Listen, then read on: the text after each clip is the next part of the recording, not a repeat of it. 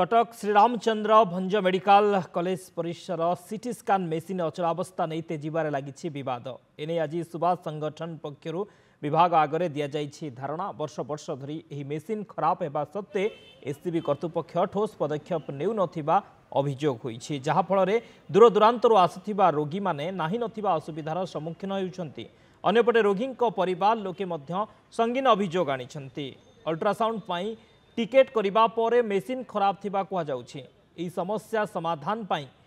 शीघ्र पदक्षेप नेबाकू दाबी होइछि। एससीबी मेडिकल जो विश्वस्तरीय होगा जाऊँगी से दीर्घ 10 वर्ष 15 वर्ष तलर एससीबी मेडिकल सीटी स्कान चली ये जो अबिका जिते टेक्नोलोजी हाई टेक्नोलोजी कम करुँचे आगे ये पुराना ददड़ा मेसीन को धरिकी सीटी स्कान को धरी बस तेणु आम आपण मध्यम अनुरोध करुचु जिते बड़े गाँ गहली हजार हजार लोक आसुँच